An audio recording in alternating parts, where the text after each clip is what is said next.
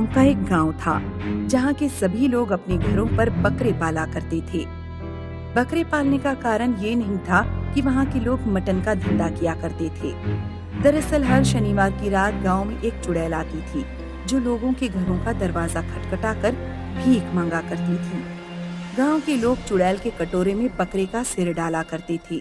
अगर कोई चुड़ैल को नहीं देता तो चुड़ैल घर के किसी सदस्य का सिर काटकर अपनी कटोरी में रखती और ले जाती। महकपुर के पड़ोस में सीलमपुर गांव था, जहां राहुल और सुमन का परिवार रहता था।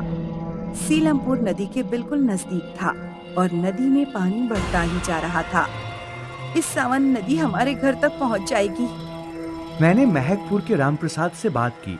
रामप्रसाद अपना मकान बेचकर शहर जाना चाहते हैं। हम महकपुर में मकान खरीद लेते हैं। वहाँ तक नदी को पहुँचने में अभी बहुत वर्ष लगेंगे।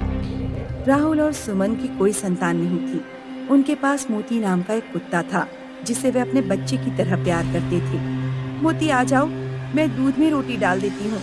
अब जल्दी से अपना खाना खा लो। राहुल और सुमन कुछ महीनों बाद महकपुर गांव अपना सामान लेकर पहुंच गए। पड़ोस में रहने वाली पिंकी उनके घर पर आई। राम राम पड़ोसन, क्या तुम अपने साथ बकरे लेकर आई हो? बकरे? वो किस लिए? क्या तुम्हें इस गांव का रिवाज नहीं पता? यहाँ हर शनिवार को एक चुड़ैल भीख मांगने आती है। चुड़ैल जिस घर का दरवाजा खटखटाए, फिर उस घर के आदमी को चुड़ैल की कटोरी में किसी जानवर का सिर डालना पड़ता है। अगर कोई ऐसा नहीं करता तो चुड़ैल घर के किसी सदस्य की मुंडी काटकर अपने साथ ले जाती है। आप तो बहुत शरारती लगती हैं, लेकिन मैं ऐसी कहानियों से नहीं डरने वाली पड़ोसन जी। तुम हंस रही हो? अगर तुम्हें मेरा यकीन ना हो तो गांव के किसी भी आदमी से पूछ लो। शनिवार की रात आने दीजिए बहन जी, हम खुद देख लेंगे। राहुल और सुमन ने पिंकी की बातों का विश्वास नहीं किया। उन्होंने अपने घर पर कोई बकरा खरीद कर नहीं रखा। शनिवार वाली रात आकाश में बादल छाए हुए थे। बिल्कुल काली अंधेरी रात थी। राहुल और सुमन का कुत्ता मोती घर के बाहर पेड़ से बंधा हुआ था। कुत्ते के भौंकने की आवाज से राहुल और सुमन की नींद टूट गई। आज ये मोती इतना भौंक क्यों रहा है? सुमन दरवाजा खोलने गई। दरवाजा खोलते ही उसके हाथ पैर कांपने लगे। एक भयानक चुड़ैल कटोरा लिए गांव में घूम रही थी। सुमन ने तुरंत दरवाजा बंद कर दिया।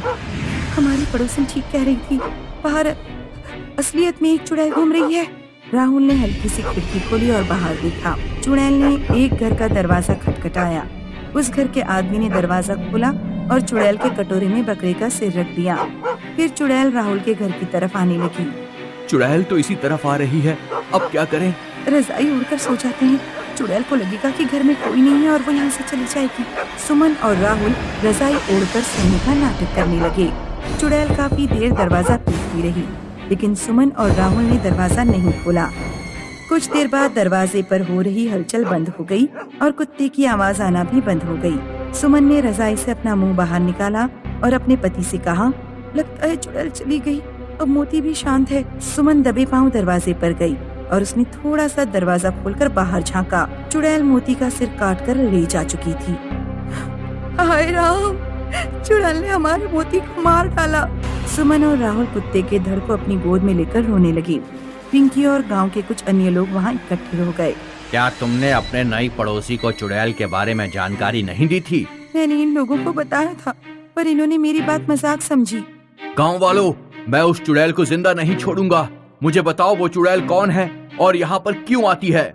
बहुत साल पहले एक लड़की अपने बूढ़े पिता के साथ इस गांव में भीख मांगने आती थी। गांव के लोग बहुत कंजूस थे। एक दिन लड़की के पिता ने गांव में भूख से दम तोड़ दिया। अपने पिता के मरने पर लड़की ने आत्महत्या कर ली। अब वही लड़की चुड़ैल बनकर इस गांव में आती है। उसे मारना बहुत मुश्किल है, क्योंकि वो अपने साड़ी में एक छुरा रखती है। अगर तुम उसके पास जाओगे तो वो तुम्हारा गला छुरे से काट देगी। चुड़ैल आम लोगों का गला काटती है, लेकिन अगर हम उसके सामने भिखारी बनकर जाए तो भी क्या वो हमारा गला काट देगी? सुमन ने राहुल के कान में पूरा प्लान बताया। अगले शनिवार की रात जब चुड़ैल गांव में आई तो राहुल और सुमन भिखारी बनकर कटोरा हाथ में लिए चुड़ैल के पास गए। मेरी पत्नी भूख से मर रही है, या तो मेरा गला काट कर इसे खिला दो या फिर तुम मुझे अपना गला काट कर दे दो। चुड़ैल कंफ्यूज हो गई। क्योंकि उसके सामने आज तक कोई भिखारी नहीं आया था। अगर तुम अपना सिर नहीं काट सकती तो तुम्हें दूसरे का सिर काटने का कोई अधिकार नहीं। बेहतर होगा कि तुम हमेशा के लिए मुक्त हो जाओ। चुड़ैल की आंखों से आंसू बहने लगे। राहुल ने चुड़ैल के ऊपर मिट्टी का तेल डाला और उसे जला दिया।